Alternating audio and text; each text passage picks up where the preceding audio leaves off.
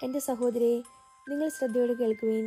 1 രാജാക്കന്മാർ 12-ാം അധ്യായം 26 മുതൽ 32 വരെയും 13-ാം അധ്യായം 33 മുതൽ 34 വരെയും ഉള്ള വാക്യങ്ങൾ. അവൻ ആത്മഗതം ചെയ്തു. ദാവീദിന്റെ ഭവനത്തിലേക്ക് രാജ്യം തിരികെ പോകും. ഈ ജനം ജെറുസലേമിൽ കർത്താവിൻ്റെ ഭവനത്തിൽ ബലിയർപ്പിക്കാൻ പോയാൽ യൂദയ രാജാവായ രെഹോബോവാമിൻ്റെ മകൾക്ക് അവരുടെ മനസ്സ് തിരിയുകയും അവർ എന്നെ വധിച്ചതിന് ശേഷം അവനെ അനുഗമിക്കുകയും ചെയ്യും. അതിനാൽ രാജാവ് ഒരു ഉപായം കണ്ടുപിടിച്ചു. സ്വർണം കൊണ്ട് 2 കാളക്കുട്ടികളെ നിർമ്മിച്ച് അവൻ ജനത്തോട് പറഞ്ഞു, നിങ്ങൾ ജെറുസലേമിലേക്ക് പോകേണ്ട. ഇസ്രായേൽ ജനമേ, ഇതാ ഈജിപ്തിൽ നിന്ന് നിങ്ങളെ മോചിപ്പിച്ച ദേവന്മാർ. അവൻ അവയിലൊന്നിനെ ബേഥേലിലും ഒന്നിനെ ദാനിലും പ്രതിഷ്ഠിച്ചു. ഇത് പാപമായി തീർന്നു. ബേഥേലിലെയും ദാനിലെയും പ്രതിഷ്ഠകളുടെ അടുത്തേക്ക് ജനം പൊയ്ക്കൊണ്ടിരുന്നു. അവൻ പൂജാഗിരികൾ ഉണ്ടാക്കി ലേവി ഗോത്രത്തിൽ പെടാത്തവരെ പുരോഹിതന്മാരാക്കി.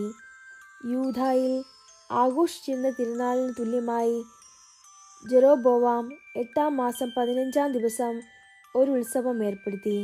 ബലിപീഠത്തിൽ അവൻ ബലികൾ അർപ്പിച്ചു. താൻ നിർമ്മിച്ച കാളക്കുട്ടികൾക്ക് ബേഥേലിൽ അവൻ ഇപ്രകാരം ബലി അർപ്പിച്ചു. പൂജാഗിരികളിൽ നിയമിച്ചിരുന്ന പുരോഹിതന്മാരെ ബേഥേലിൽ നിയമിച്ചു. ജെറോബോവാം അധർമ്മത്തിൽ നിന്ന് പിന്തിരിഞ്ഞില്ല. എല്ലാ ജനവിഭാഗങ്ങളിലും നിന്ന് പൂജാഗിരികൾ പുരോഹിതന്മാരെ നിയമിച്ചു. ആഗ്രഹിച്ചവരൊക്കെ അവൻ പുരോഹിതന്മാരാക്കി.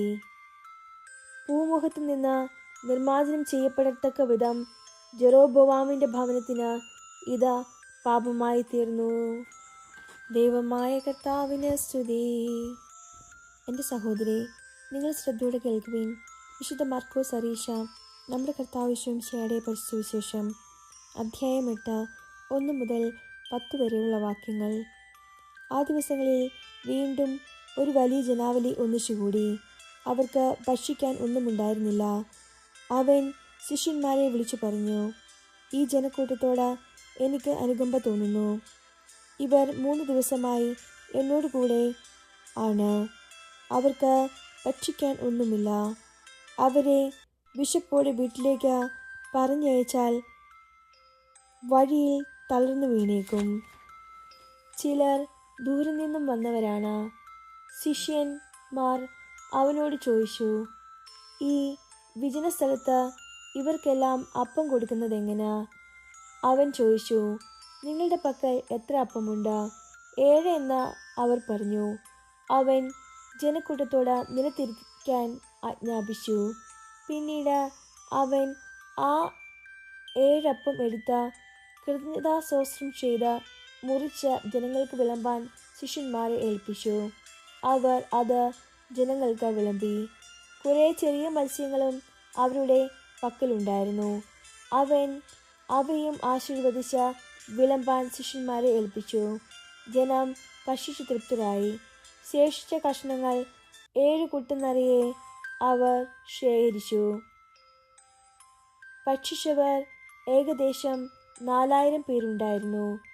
അവൻ അവരെ പറഞ്ഞയച്ചതിനു ശേഷം ശിഷ്യന്മാരോടൊപ്പം ഒരു വഞ്ചിയിൽ കയറി ദൽമാനുഥ പ്രദേശത്തേക്ക് പോയി. നമ്മുടെ കർത്താവായ മിശിഹായ്ക്ക് സ്തുതി.